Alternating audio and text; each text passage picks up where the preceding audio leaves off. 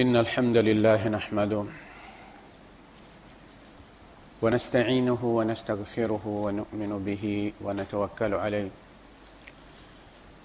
ونعوذ بالله من شرور أنفسنا ومن سيئات أعمالنا من يهده الله فلا مضل له ومن يضلل فلن تجد له وليا مرشدا وأشهد أن لا إله إلا الله وحده لا شريك له ولا ضد ولا ند ولا مثيل له ولا مثال له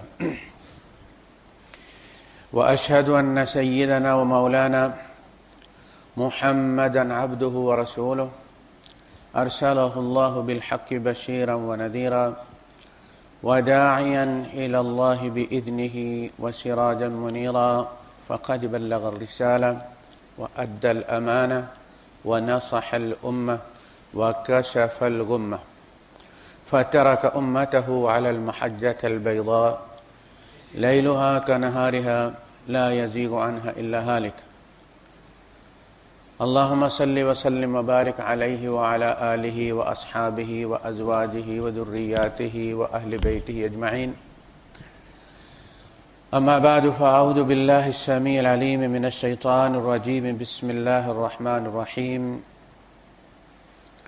لقد جاءكم رسول من أنفسكم عزيز عليه ما عنتم حريص عليكم بالمؤمنين رؤوف رحيم صدق الله العظيم رب اشرح لي صدري ويسر لي أمري واحلل عقدة من لساني يفقهوا قولي آمين يا رب العالمين ربیع الاول کے مہینے میں پوری دنیا کے مسلمان نبی کریم صلی اللہ علیہ وسلم کی ولادت کا جشن بھی مناتے ہیں، سیرت کانفرنسیں بھی کرتے ہیں اور مختلف مقالہ جات بھی پڑھے جاتے ہیں، اخبارات لکھتے ہیں، چینلز مختلف مکاتب فکر کے علماء کے انٹرویوز بھی لیتے ہیں۔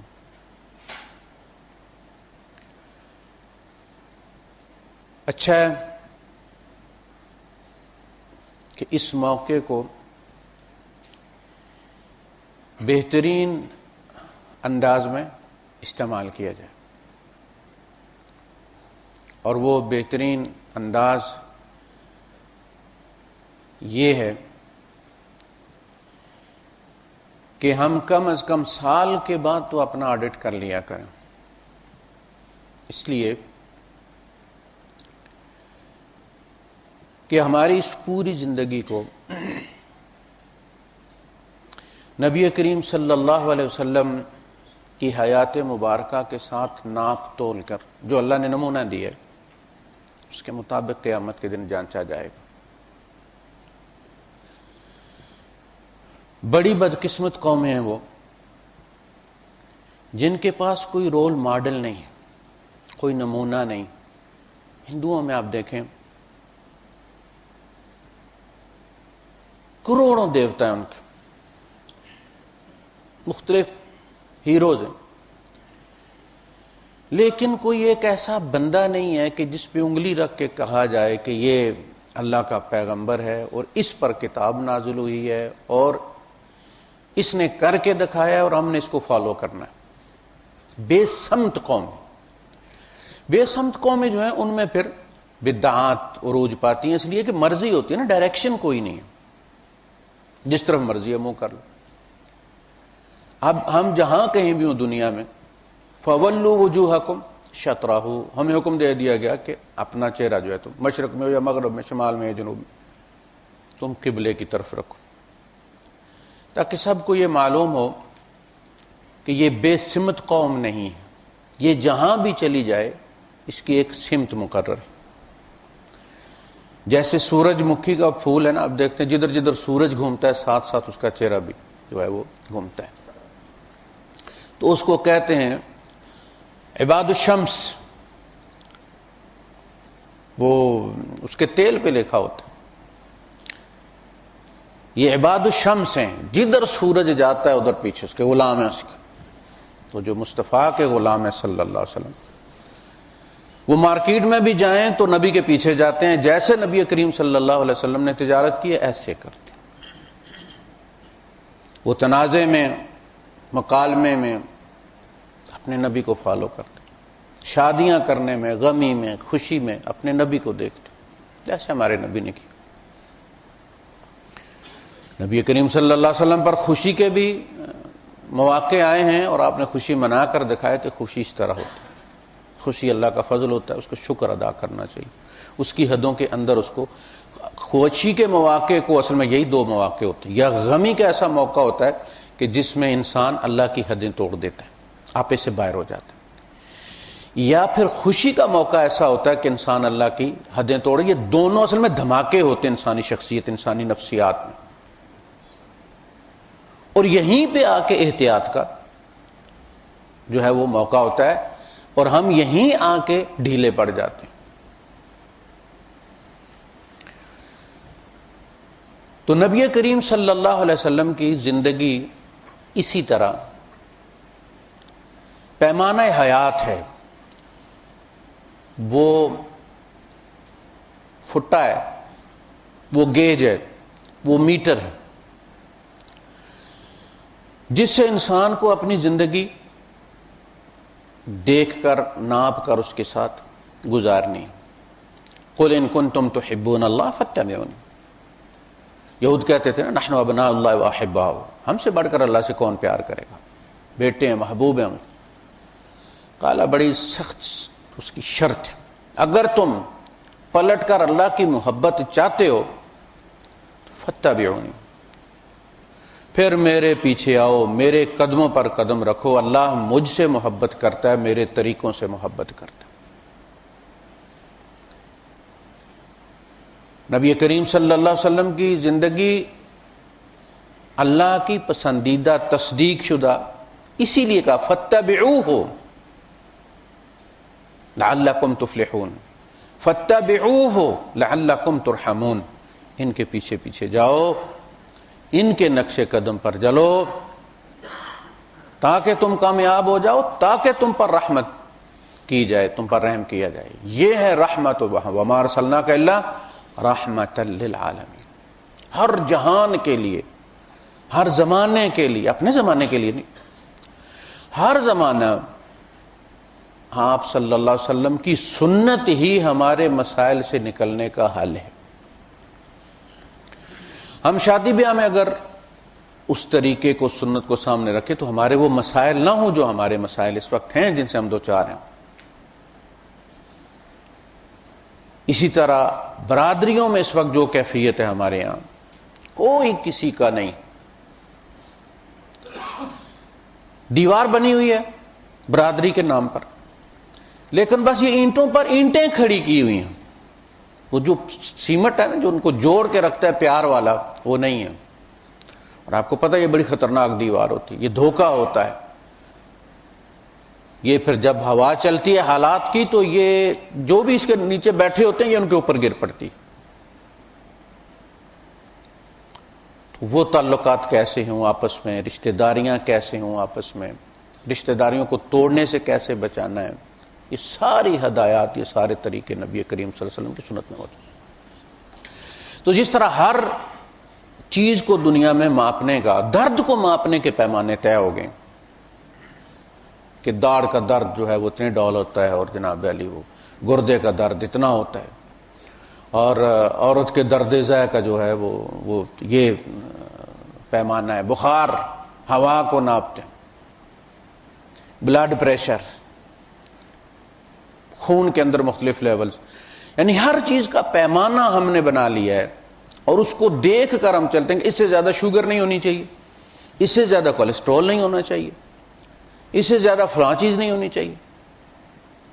اللہ پاک نے ایک زندگی بھیجی ہے، معیار کہ ایسی مجھے چاہیے. کوشش کرو جو جتنا ان کے قریب پہنچ سکے گا وہی جیتے گا. جس کا کردار جتنا نبی کریم صلی اللہ علیہ وسلم جیسا ہوگا یہ وہ واحد امتحان میں ہے جس میں نقل کی اجازت ہی نہیں، نقل کا حکم دیا گیا ہے، نقل کرو ان کی۔ جو جتنی اچھی کر لے گا وہ اتنا کامیاب ہو جائے گا، اور ظاہری نہیں، ظاہری دیکھیں آپ آج کل جو ہے وہ نوجوانوں نے زیادہ داڑیاں رکھی ہوئی ہیں۔ ہمارے جو پرانا زمانہ ہے، اتنا پرانا لگتا نہیں لیکن ہے پرانا ہی ہے، 70-60s کا جو ہے، پورے گاؤں میں 3-4 بندے داڑھی والے ہوتے تھے، اور یہ وہ ہوتے تھے کہ جن کے بالکل ہی دانے ختم ہوئے ہوئے ہوتے، 70-80 سال کے بوڑھے دورے ہوئے وہی داڑھی رکھتے تھے، جوان داڑھی کی طرف جاتا ہی کوئی نہیں تھا۔ اور آج آپ دیکھیں کالجیٹ نکلتے ہیں داڑیاں رکھیں، دفاتر میں دیکھ لیں آپ 10 ملازم ہیں تو 10 میں سے 8 نے داڑھی رکھی، اور نوجوانوں نے نمازیں مسجد محلے محلے ہو گئی ہیں۔ حرم میں دیکھ لیں آپ، حاجیوں کا رش اتنا مہنگا ہو گیا ہے، حج یعنی عمرہ اس وقت تقریباً پرانے زمانے کے ہمارے زمانے کے حج کے برابر ہو گیا، اس سے بھی مہنگا ہو گیا۔ ہم 1500 میں حج کر لیتے تھے، 1000 درہم 800 درہم گاڑی والا لیتا تھا، 300 کی قربانی ہو جاتی تھی، 250 ڈیرے کا ہو جاتا تھا، اور اب 60-50 ہزار درہم۔ اس کے باوجود دل دھرنے کو جگہ نہیں۔ شیطان کو کنکریاں مارنے والوں کے لیے انہوں نے تہ در تہ پل بنا دیے ہیں کہ رج کے مارو، کھل کے مارو۔ نیکیوں میں بظاہر زیادتی ہوئی ہے، لوگ زیادہ نیک ہو گئے ہیں، لیکن معاشرے میں آپ دیکھ لیں، جیل سازی، آپس میں نفرت، گالیاں۔ ابھی جو کل حادثہ ہوا ہے اس میں جو لوگوں کا خاص طبقے کا جو رد عمل آیا ہے جنید جمشید کے بارے میں، بڑے بڑے داڑیوں والے اور اپنے آپ کو رسول اللہ کا محب کہنے والے، عشق مصطفیٰ کے دیوانے پروانے، اولیاء اللہ کے دیوانے۔ اولیاء اللہ ایسے ہوتے تھے تمہاری طرح؟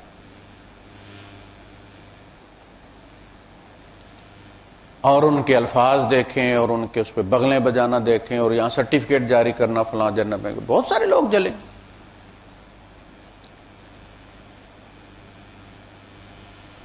ایک بندے کے لیے اللہ پاک نے اتنے بندے مار دیے سزا دینے کے لیے، اور کوئی طریقہ نہیں تھا اللہ پاک کے پاس۔ صرف یہ بتانا کہ یہ خبث ان کا باطن کا کی خباثت ہے۔ شکلیں دیکھیں ان کی، کرتوت دیکھیں، تو بظاہر شکل بنا لینا تباہ کرنا نہیں ہے، اندر وہ چیز ہونی چاہیے، اندر زیادہ ہونا چاہیے، باہر تھوڑا ہونا چاہیے۔ آپ دیکھیں مساجد کے مینار ہوتے ہیں، گنبد ہوتے ہیں، مینار ہوتے ہیں، اس کو بلند جگہ پر بنانے کا حکم ہے تاکہ مسافر آئے تو اسے دور سے پتہ چلے کہ یہ مسجد ہے۔ برج کہتے اس کو۔ ہوٹل ہوتے ہیں سڑک کے کنارے، تو وہاں لائٹیں زیادہ لگی ہوتی ہیں، مختلف چیزیں، نشانات ہوتے ہیں کہ دور سے پتہ چل جاتا کہ یہ ہوٹل ہے، یہاں پہ روکیں گے، کچھ کھاتے پیتے ہیں۔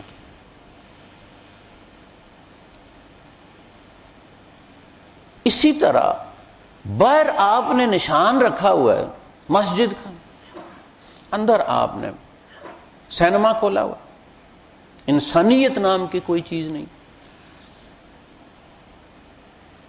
تو اندر، ورنہ یہ جو باہر کا ہم نے گیٹ اپ بنایا ہوا ہوتا ہے نا، یہ جیل سازی ہے، گاہ پھنسانے والی بات ہے، اگر اندر کچھ نہیں ہے تو جو طے کیا گیا ہے وہ یہ ہے کہ تمہارے پاس ایک پیمانہ حیات ہے۔ لَقَدْ جَاءَكُمْ رَسُولٌ مِّنْ أَنفُسِكُمْ، تم میں سے رسول آئے۔ کل تم گلہ نہ کرو کہ ان کو وہ مسائل پیش نہیں آئے جو ہمیں آتے ہیں، لیکن اگر جبرائیل آ جاتے رسول بنا کر، فرشتہ کوئی آ جاتا تو وہ صرف زبانی تلقین کر سکتا تھا نا۔ ہم بھی جو مرنے والے ہوتے ہیں ان کو، ان کے لوائقین کو کہتے ہیں صبر کریں، اللہ پاک اجر دے گا، لیکن ان کے دل سے پوچھتا تو کوئی نہیں ہے۔ غزوہ احد میں ایک خاتون کے 3-4 عزیز شہید ہو گئے، تو وہ رو رہی تھی بیٹھی ہوئی، تو اللہ کے رسول صلی اللہ علیہ وسلم پیچھے سے گزرے اور آپ نے کہا کہ صبر کرو۔ اس نے نہیں دیکھا کہنے والا کون ہے، اس نے کہا دونک مائنڈ یور بزنس، تمہیں کیا پتا مجھ پر کیا قیامت گزری۔ آپ چپ کر گئے، چلے گئے تو کسی نے اس کو کہا کہ یہ تمہیں پتا ہے یہ کس کو تم نے جواب دیا؟ اس نے کہا نہیں، ان کا وہ اللہ کے رسول تھے۔ دوڑی بیچاری پھر کہ معافی مانگے۔ آپ نے کہا کوئی بات نہیں ہے، لیکن الصبر عند الصدمۃ الاولی، صبر اسی کا نام ہے کہ پہلی چوٹ پر صبر کیا جائے، ورنہ وقت تو صبر دے ہی دیتا ہے۔ جب چوٹ لگتی ہے تو فرشتوں کو الرٹ کر دیا جاتا ہے، اب دیکھو اس کے منہ سے کیا نکلتا ہے، لکھو۔ خوشی ہو یا غمی، یہ بات یاد رکھیں، اس دنیا کی ہر چیز امتحان ہے، غربت ہے یا امارت ہے، دکھ ہے یا سکھ ہے۔ وَنَبْلُوكُمْ بِالشَّرِّ وَالْخَيْرِ فِتْنَةً، ہم آزمائیں گے تمہیں شر کے ساتھ، برے حالات کے ساتھ۔ نبلوکم، بلوئیں گے تمہیں، ہم مدانی ماریں گے حالات کی، اور تمہارے اخلاق اور تمہارے اعمال اور تمہاری فطرت کا مکھن نکالیں گے کہ تم اصل میں ہو کیا۔ بندہ بڑے واز کرتا ہے، بڑے درس دیتا ہے، لیکن جو ہی حالات میں مبتلا ہوتا ہے اس کا اندر کھل کے باہر آ جاتا ہے اور نوٹ کروا دیا جاتا ہے، لکھو لکھو یہ اصل میں یہ۔ اللہ کو ہمارے بارے میں سب معلوم ہے، ہم کرتے ہیں تو معلوم نہیں ہوتا۔ کمال علم ہے اللہ پاک کا۔ جب ہم دنیا میں نہیں تھے تب بھی اس کے علم میں اسی طرح تھے۔ ہمارا ہر دن فلم کی طرح اس کے یہاں محفوظ ہے۔ ہم نے جو کل کرنا ہے وہاں کل کی فلم بھی موجود ہے، روز چلتی سے معلوم ہے، لیکن وہ اپنے علم کی بنیاد پر سزا نہیں دیتا، وہ بڑا ہی عادل ہے، تو سراپا عدل ہے۔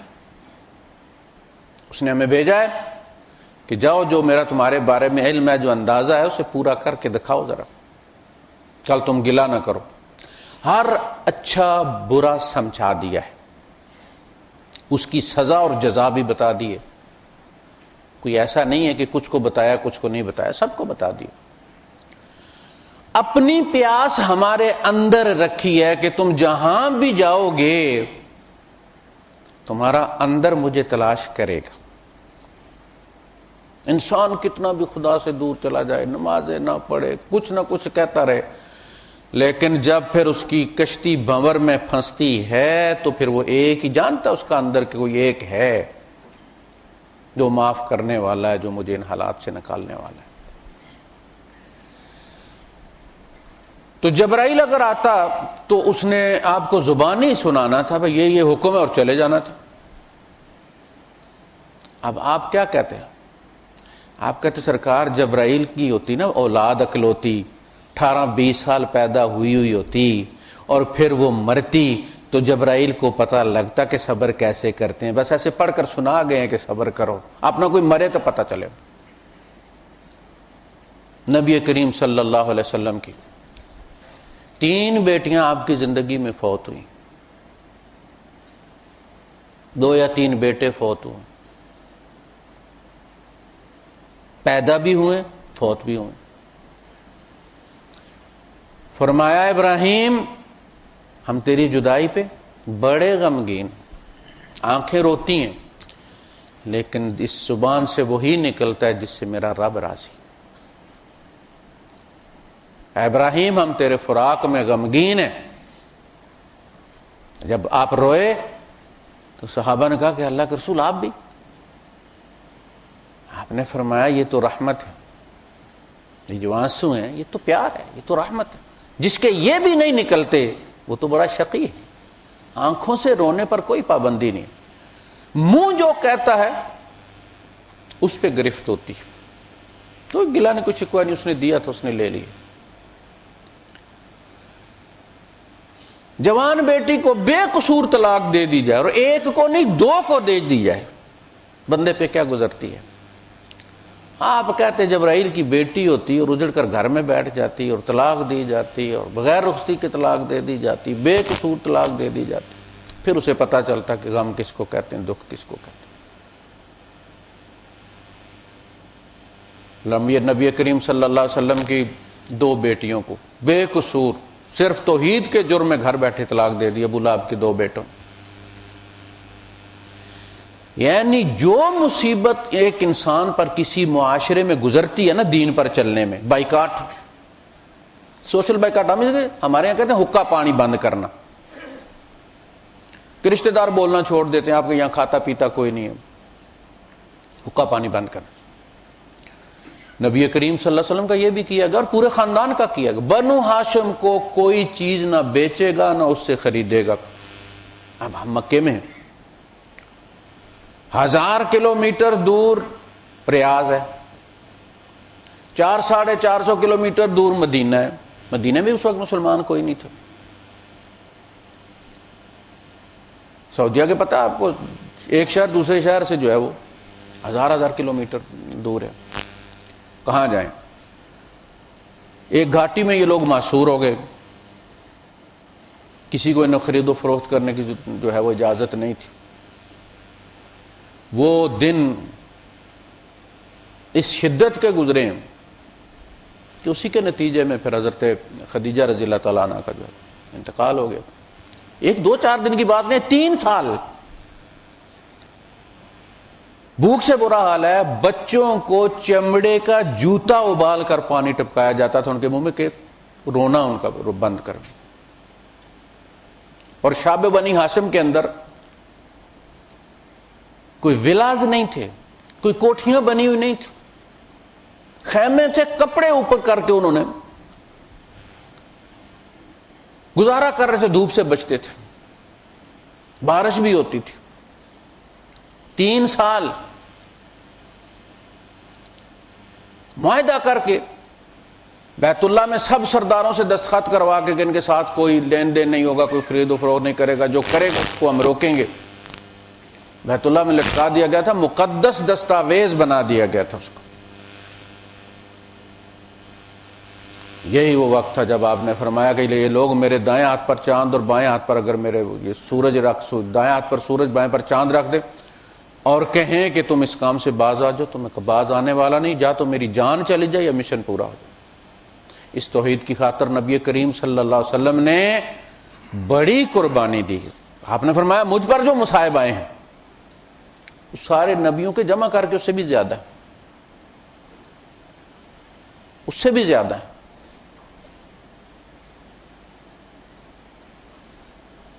لیکن آپ دیکھ لیں، یعنی اس دین کے معاملے میں معجزات سے کام نہیں لیا گیا۔ مکے سے مدینہ لے جانے کے لیے کوئی براق نہیں آئی، نبی کریم صلی اللہ علیہ وسلم نے اونٹ خریدا ہے، اس کو تیار کر کے رکھا ہے، پلاننگ کی ہے، کہاں رکنا ہے، کہاں چلنا ہے، گائیڈ ساتھ کس کو لینا ہے، کافر کو گائیڈ لیے۔ ان کافروں کے بھی کچھ اصول ہوتے تھے۔ آپ دیکھ لیں کہ 13 سال کی تحریک چلی ہے، کسی نے کسی عورت کو ملوث نہیں کیا اس میں۔ ہمارے یہاں سیاست ہوتی ہے تو لوگوں کی بہو بیٹیاں سیاستدانوں کے ایک دوسرے کی اچھالتے ہیں، مسلمان ہیں، وہ کافر تھے، کسی نے نبی کریم صلی اللہ علیہ وسلم کے کردار پر ایک لفظ نہیں کہا کہ یہ برے ہیں، مخالفت کی ہے، بلاکیڈ کیا ہے، اوجری رکھ دی ہے، لیکن یہ نہیں کہا کہ ان کا کردار برا ہے۔ ابو سفیان، اس کا سسر مارا گیا ہے، اس کا سالہ مارا گیا ہے، خاندانی دشمنی ہے، اور کیسر کے دربار میں کھڑے ہو کر کہہ رہا ہے کہ اس میں کوئی عیب نہیں۔ اب دیکھ، اس نے تحقیق کی نبی کریم صلی اللہ علیہ وسلم کے بارے میں، کیسر نے، تو اس نے کہا کہ صلح حدیبیہ ہو چکی تھی، ابھی مکہ فتح نہیں ہوتا، صلح حدیبیہ کے بعد آپ نے پھر خط لکھے،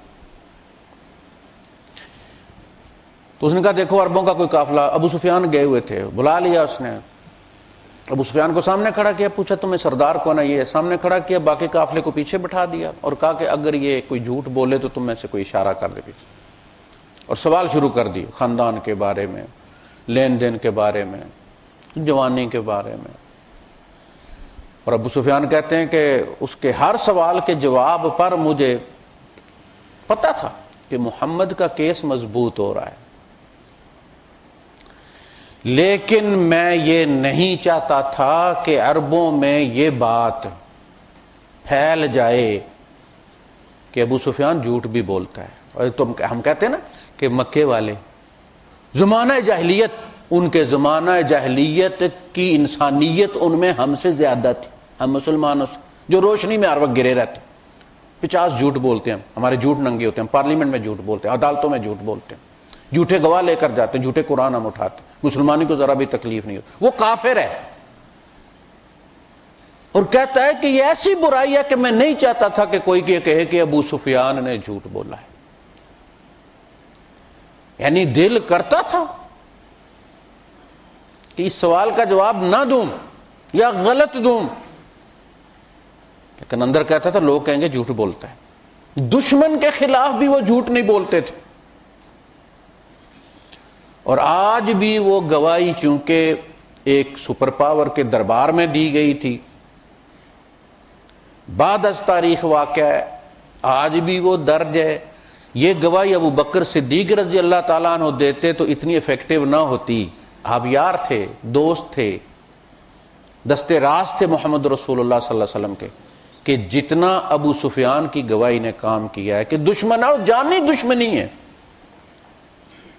لیکن کہہ رہا ہے کہ اس بندے میں کوئی عیب نہیں ہے, وعدے پورے کرتا ہے, امانت دار ہے, خاندان بہترین ہے, ہم نے اس میں کسی برائی کا مشاہدہ نہیں کیا. یہ ہے مکی, یہ ہے وہ کوئی صفا کے مصطفیٰ صلی اللہ علیہ وسلم. لیکن جب آپ مدینے آئے تو چونکہ وہاں کا دشمن, مکے کا دشمن خاندانی دشمن تھا, جیدار دشمن تھا, سامنے سے وار کرنے والا دشمن تھا.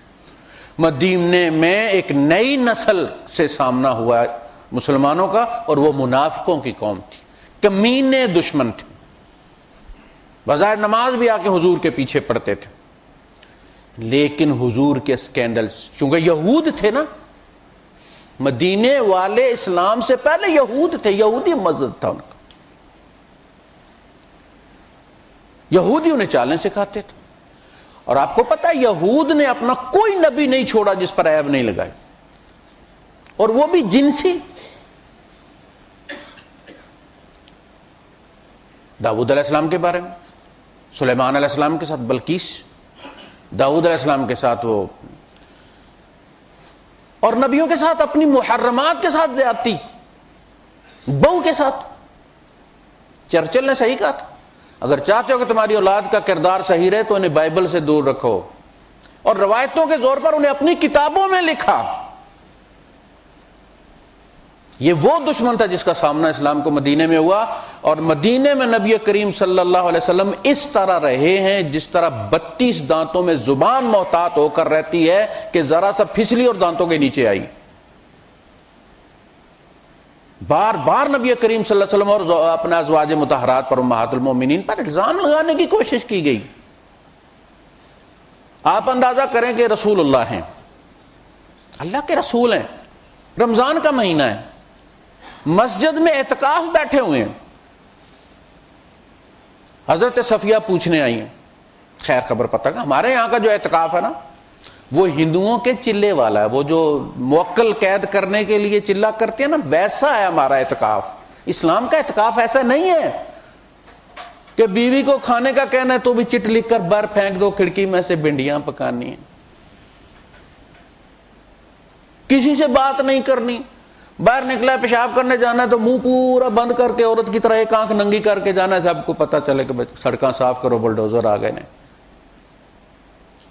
اعتکاف یہ نہیں, ایک ایک کر کے نبی کریم صلی اللہ علیہ وسلم کی ساری ازواج جاتی تھی, اور پلٹ کر کیا ہوتا تھا, اللہ کے رسول صلی اللہ علیہ وسلم انہیں گھر تک چھوڑ کر جاتے تھے.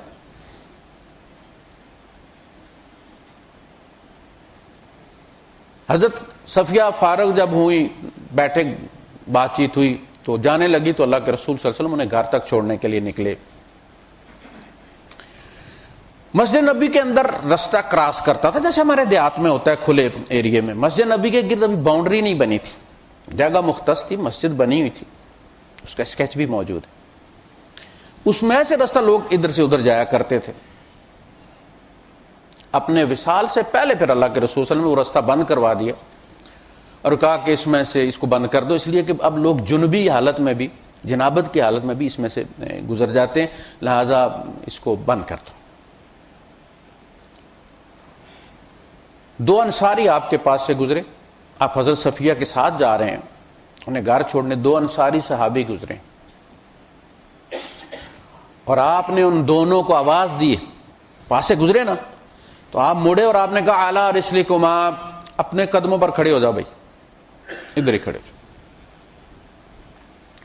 ہو. آپ نے فرمایا یہ میری بیوی صفیہ ہے, میرا پتہ کرنے آئی تھی, میں اسے گھر چھوڑنے جا رہا ہوں. نبی کو رمضان میں اعتکاف میں مسجد میں وضاحت دینے کی ضرورت کیوں محسوس ہوئی؟ اس لیے کہ اسکینڈل کا خطرہ تھا. سمجھا کہ نبی کیسے مانے. یہ جتنے بھی ہماری روایات کی کتابوں میں نبی کریم صلی اللہ علیہ وسلم کے بارے میں اس قسم کی کہانیاں ہیں, یہ منافقین کی چال ہے. کبھی آپ نے غور کیا ہے؟ ہم تو ایک تو سوچنے والی قوم نہیں ہے کہ وہ جو 300 منافق تھے عبداللہ ابن ابی کے ساتھ, جو 1000 مسلمانوں سے الگ ہو کے واپس آ گئے تھے غزوہ احد میں, 700 رہ گئے مسلمان. وہ 300 منافق گئے کدھر؟ کتنوں کا نام آپ کو پتا ہے؟ 2-3 کا, 4 کا. باقی کدھر گئے؟ جو نبی کریم صلی اللہ علیہ وسلم کی زندگی میں بار بار آپ پر, حضرت زینب کا واقعہ اب دیکھیں, مصائب حضور پر مکے میں آئے ہیں, مصائب مکے میں, مدینے میں تو آپ بادشاہ تھے, آپ کا نکلا ہوا منہ سے نکلا ہوا ایک جملہ قانون تھا. اور درود کی آیت جو ہے وہ مدینے میں نازل ہوئی. درود شاباشی ہوتی. بیٹا ذبح کیا تو فرمایا سلام علی ابراہیم, عربی کہتے ہیں نا یا سلام, یہ شاباش ہوتی ہے, براوو. فرمایا اے ایمان والو ان اللہ و ملائکتہ یصلون علی النبی. تمہیں پتہ یہ کون ہے؟ اللہ فرشتوں کے مجمع میں ان کی تعریفیں کیا کرتا ہے. اللہ انہیں پیار سے دیکھتا رہتا ہے. اللہ دیکھتا تو ساری کائنات کا, کوئی چیز اللہ سے چھپی ہوئی سب کو دیکھتا ہے وہ. انہ بما تعملون بصیر, تم جو کرتے ہو اللہ اس کو دیکھ رہا. ہوا معکم اینما کنتم, وہ تمہارے ساتھ ہوتا ہے جہاں تم ہوتے. کیوں کہتا اللہ فإنک بأعیننا, اللہ اپنی آنکھیں گنوا رہا. ہم کہتے ہیں جی اللہ کو مجسم کرنا کفر ہے, اللہ کی تجسیم بیان کرنا کفر ہے. اب اللہ پاک خود ہی اعضاء کا نام لیتا ہے تو پھر سکیچ تو انسان کے ذہن میں بنتا ہے نا. آپ انسانی ذہن پر کیسے پابندی لگا سکتے ہیں؟ لا یکلف اللہ نفسا الا وسعها. جب اللہ کہتا ہے وقالت الیہود ید اللہ مغلولہ, یہود کہتے ہیں کہ اللہ کا ہاتھ بندھا ہوا. اچھا, یہ کسی بندے کے جب کنجوسی کی بات کرتے تھے نا, جو نہیں دیتا تھا کسی کو, تو جس ہاتھ سے دیتے ہیں وہ کہتا اس بندے کا ہاتھ بندھا ہوا, یعنی اس نے ہاتھ پیٹھ کے پیچھے باندھ لیا, آپ کتنے بھی ترلے کرو جیب میں نہیں جاتا. تو یہ ایک اصطلاح تھی کسی بخیل بندے کے بارے میں, کنجوس بندے کے بارے میں. وہ یہ اللہ کے خلاف, جب ان کے حالات تنگ ہوتے نا تو کہتے ہیں ید اللہ مغلولہ, آج کل اللہ دا ہاتھ بجے اچ.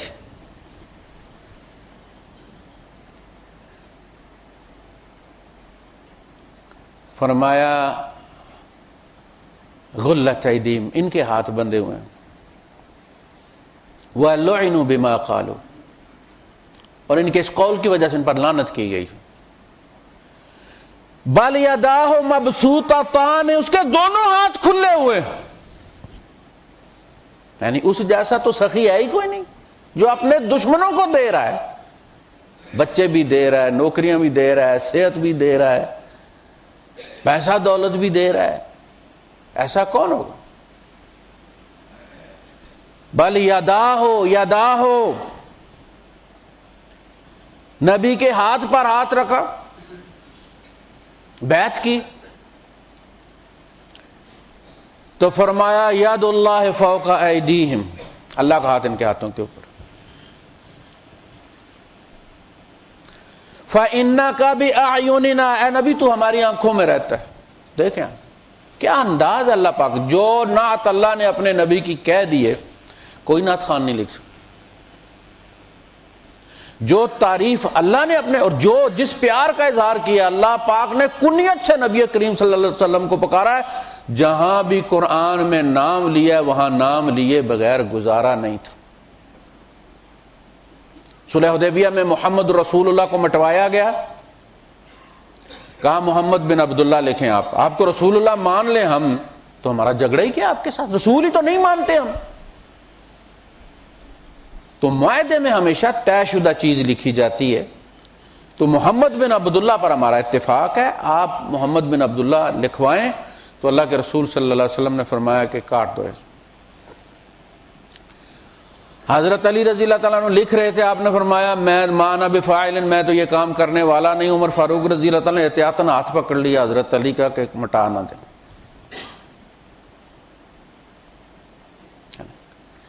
خود اپنے دستے مبارک سے نبی کریم صلی اللہ علیہ وسلم نے وہ مٹایا اور فرمایا کہ لکھو محمد بن عبداللہ، یہ بھی سچ ہے اگرچہ اللہ کی قسم ہے اللہ کا رسول ہے، لیکن اب چونکہ صلح کرنی ہے لکھو محمد بن عبداللہ۔ وہ مٹایا ہوا اللہ پاک نے فرمایا وہاں سے مٹ گیا، میں قرآن میں لکھ دیتا ہوں قیامت تک لکھا رہے گا، فرمایا محمد الرسول اللہ وکفا باللہ شہید، اللہ گواہ کافی ہے کہ محمد اللہ کے رسول، کوئی مانے نہ مانے، ضروری تھا۔ سورہ محمد، تو وہ لوگ جو ایمان لائے اور ان عمل صالح کیے اور جو اللہ نے نازل کیا ہے اس پر ایمان لائے، تو یہود کہہ سکتے تھے کہ ہم ایمان اللہ پر بھی لائیں، جو اس نے اس کے رسولوں پر بھی لائیں، جو نازل کیا اس پر بھی لائیں۔ فرمایا وما نزل علی محمد، جو محمد پر نازل ہوا ہے اس پر بھی ایمان لائیں۔ تو وہاں محمد کہنا ضروری تھا، اس کو مجہول رکھا جاتا تو وہ تعویل کر لیتے۔ تعویل میں یہ یہودی جو ہے یہ بڑے تیز ہیں اور کم ہم بھی نہیں ہیں۔ فَإِنَّكَ بِأَعْيُنِنَا، نبی تو ہماری آنکھوں میں رہتا۔ الَّذِي يَرَاكَ حِينَ تَقُومُ، اے نبی جب تو قیام میں ہوتا ہے تو وہ تجھے ہی دیکھتا رہتا ہے۔ یہ کیا ہے ایسا پیار؟ یا موسیٰ کہا ہے، یا آدم کہا ہے، یا داؤد کہا ہے، یا محمد نہیں کہا اللہ نے۔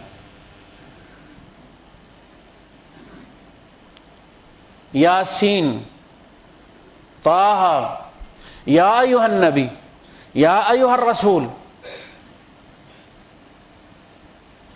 الذی یراک حین تقوم، نبی جب تو قیام میں ہوتا ہے تو وہ تجھے دیکھتا رہتا ہے، وتقلبک فی الساجدین، اور تو جب سجدہ کرنے والوں میں سے آ جا رہا ہوتا ہے، تقلب ہوتا ہے نا پلٹنا، وتقلبک فی الساجدین، اور سجدہ کرنے والوں میں جب تو آ جا رہا ہوتا ہے تو وہ تجھے ہی دیکھ رہا ہوتا ہے۔ یہ ہے پیار ہے اللہ کا اپنے نبی سے۔ لعمرک، عمرک نہیں، لعمرک، اس دنیا میں تیرے پیدا ہونے سے لے کر آخری دن تک تیری عمر کی قسم، جس عمر کے تقدس کی قسم رب کھاتا ہے وہ عمر کیسی بے عیب ہوگی۔ ایسا نہیں ہے کہ نبی کریم صلی اللہ علیہ وسلم اعلان رسالت کے بعد بے عیب ہیں، نہیں، آپ کی رسالت کی پہلی اینٹ ہی آپ کے کردار اور سیرت پر رکھی گئی ہے۔ آپ اعلان نبوت سے پہلے اتنے بے عیب تھے، 40 سال۔ بھائی صاحب ہم بڑے نیک ہوتے ہیں، بڑے متقی ہوتے ہیں. ہم حج پہ جاتے ہیں, یقین کریں 3 گھنٹوں بعد ہمارے پول کھلنا شروع ہو جاتے. 3 گھنٹوں کے بعد یہاں سے بس نکلتی ہے اور ابھی سلا بارڈر پہ نہیں پہنچتی کہ ہم ننگے ہو جاتے. سیٹ بدلی کرنی ہے, 2 فیملیز اکٹھی ہونا چاہتی ہیں, درمیان میں کوئی چھڑا پھنسا ہوا ہے, وہ اس کو کہتے ہیں بھائی صاحب آپ ادھر آ جائیں, یہ ذرا ادھر, یہ ہمارا نمبر ہے. اب بتائیے, یہ حج پہ جا رہے ہیں, کھانا کھائیں گے ایک دوسرے سے منہ پھیر کے, ایسا نہیں کسی کے آ جاؤ بھائی کھا لو, بھائی کوئی کھا لے گا تو 2 لقمے آپ کے کم ہو جائیں گے تو اللہ برکت دے گا, بھر دے گا پیٹ آپ.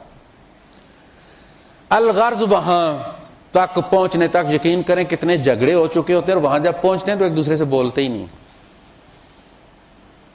یہاں سے راضی بازی آتے اور جب بس واپس آتی حج کر کے شیطان کی پسلیاں توڑ کے جب ہم آتے ہیں پتھر مار کے, تو ایک کا منہ ادھر ہوتا ہے, بس سے اترتے سلام کر کے نہیں جاتے ایک دوسرے کو.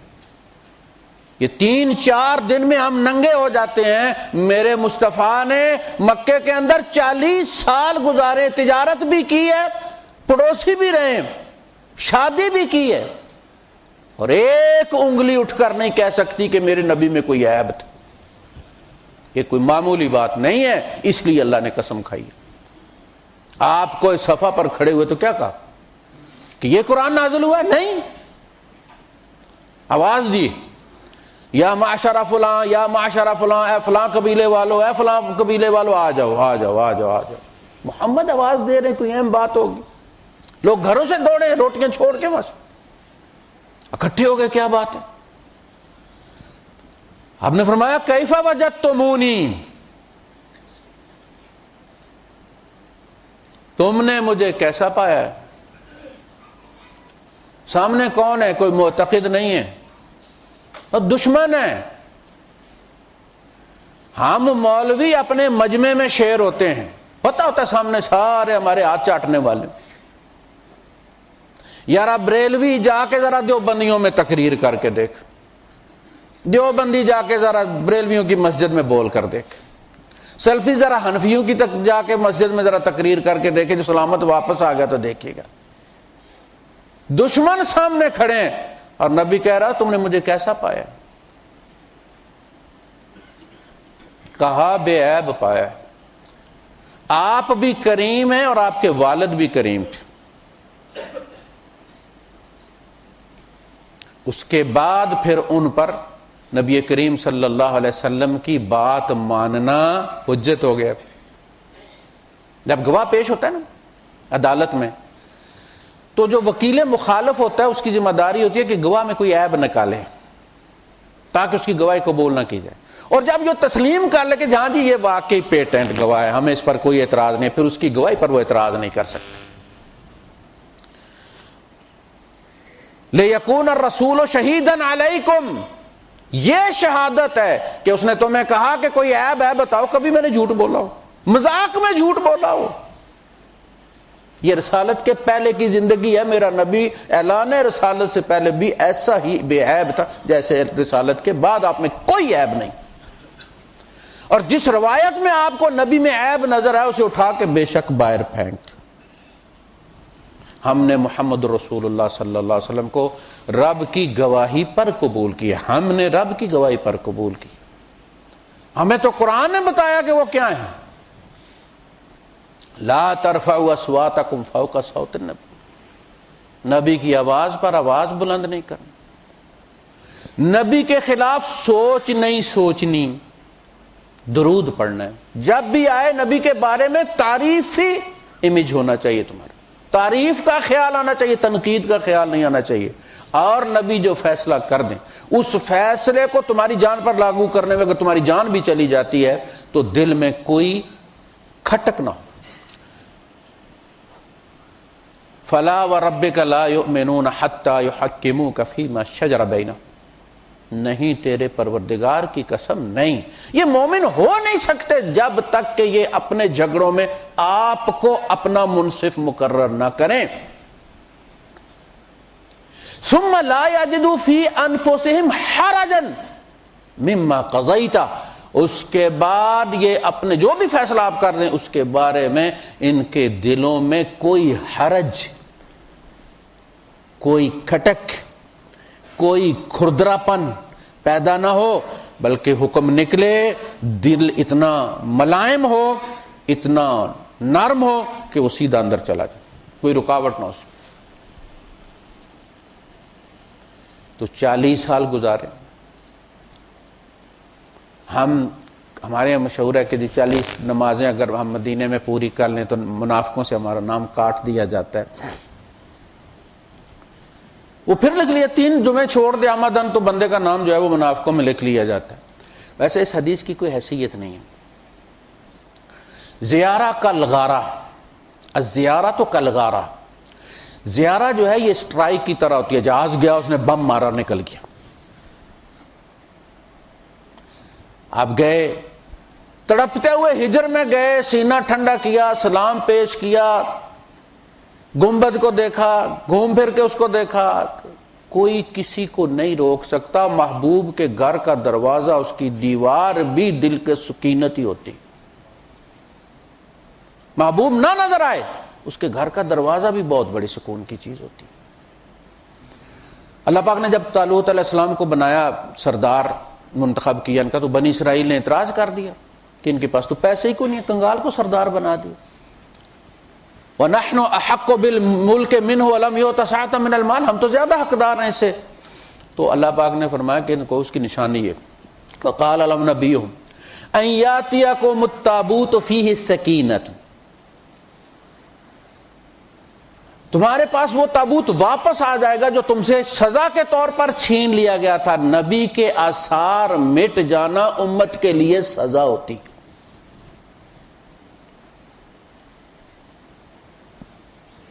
ان آیات ملک ہی ان یاتیکم التابوت فیہ السکینۃ من ربکم وبقیۃ مما ترک آل موسیٰ وآل ہارون تحملہ الملائکہ، تمہارے پاس وہ سکینت والا صندوق آ جائے گا جس میں آل موسیٰ اور آل ہارون کے وہ عصا وغیرہ اور ان کے جبے وغیرہ تھے، وہ دل کی تسکین کا باعث تھے۔ نبی کی چیزیں، نبی کے آثار، جو نبی سے محبت کرتے ہیں ان کے دل کی سکون کی چیز ہے، وہ شرک نہیں ہے۔ اس میں کیا رکھا ہوا تھا؟ تورات رکھی ہوئی تھی۔ بقیت من آل موسیٰ و آل ہارون تحملہ الملائکہ، فرشتے لے کر آئیں گے اسے۔ دیکھیں جا کے، سینہ ٹھنڈا کریں، جہاں نبی نے نمازیں پڑھی ہیں نمازیں پڑھیں، اور پھر وہ پیاس باقی ہو تو نکل پڑیں۔ آپس میں ہوتا ہے کہ کچھ لوگوں کی چھٹی کم ہوتی ہے، انہیں واپس آنا ہوتا ہے، اب قافلہ ایک ہی ہے، دوسرے کہہ رہے ہیں یار میں نہ گیا تو میں ٹرمینیٹ ہو جاؤں گا، وہ بہانہ ڈھونڈ رہے ہیں لوگ، وہ یہ کہہ رہے ہیں جی ہمیں 40 پوری کرنی، ایک بندہ اڑا ہوا ہے۔ تو آپ جتنی بھی ہو گئی ہیں پیار سے ہو گئی ہیں، آپ نکلیں، 40 جو ہے وہ ضروری نہیں ہے۔ وآخر دعوانا الحمدللہ۔